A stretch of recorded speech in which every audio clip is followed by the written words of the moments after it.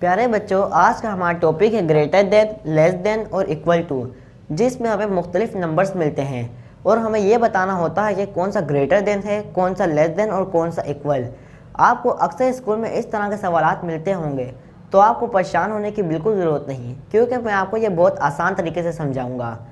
सबसे पहले हमें डिजिट्स काउंट करने होंगे। जिसके डिजिट्स ज़्यादा होंगे वो ग्रेटर देन होगा और जिसके कम होंगे वो लेस देन होगा।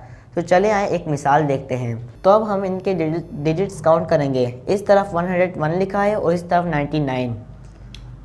1 2 3 और यहाँ पे 1 2।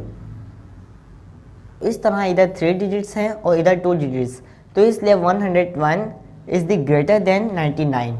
तो अब हम ये निशान 101 की तरफ कर देंगे। ये निशान हमेशा बड़ी रकम की तरफ किया जाता है और आपको ये याद रखना है कि इस निशान का मुंह हमेशा बड़ी रकम की तरफ खुला रहेगा और इसे 101 इज़ ग्रेटर देन 99 पढ़ेंगे। तो चलें अब एक और सवाल देखते हैं। सबसे पहले हम इसके डिजिट काउंट करेंगे। 1 2 1 2। दोनों तरफ के डिजिट्स 2 हैं। तो जब दोनों तरफ के डिजिट्स बराबर हों तो हमें कैसे मालूम होगा कि कौन सा ग्रेटर देन है और कौन सा लेस देन। तो ये मालूम करने के लिए हमें दोनों का पहला डिजिट देखना होगा। यहाँ का पहला डिजिट है 3 और यहाँ का है 4। तो 3 4 से लेस देन होता है, इसलिए 36 इज़ लेस देन 49। तो इसलिए यहाँ पर ग्रेटर देन है 49। अब हम अगला सवाल देखेंगे। हम फिर से डिजिट काउंट करेंगे। 1 2 1 2। दोनों डिजिट्स बराबर हैं, इसलिए हम फिर से इनका पहला नंबर देखेंगे।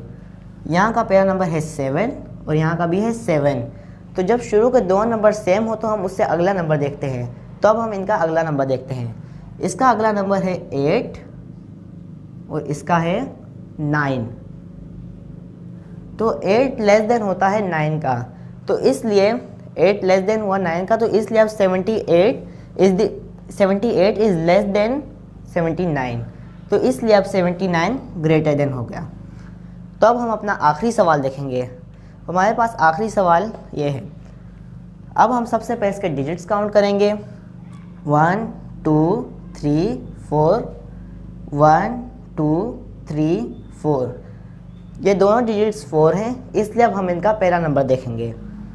इधर का पहला नंबर है 8 और इधर का भी है 8। पहला नंबर सेम है, इसलिए अब हम इनका अगला नंबर देखेंगे। इधर का अगला नंबर है 9 और इधर का भी है 9। इधर का तीसरा नंबर है 5 और इधर का भी है 5। तो अब हम चौथा और आखिरी नंबर देखेंगे। यहाँ का आखिरी नंबर है 7 और यहाँ का है 6। तो 7 6 का ग्रेटर देन होता है, इसलिए 8957 इज़ ग्रेटर देन 8956। तो इस तरह से ग्रेटर देन हो गया। तो चलिए अब हम एक इक्वल टू की मिसाल देखते हैं। तो अब हम देखेंगे कि इस तरफ भी 505 लिखा है और इस तरफ भी 505। अब हम इनके डिजिट्स काउंट करते हैं। यहाँ पर 1 2 3 और यहाँ पर भी 1 2 3।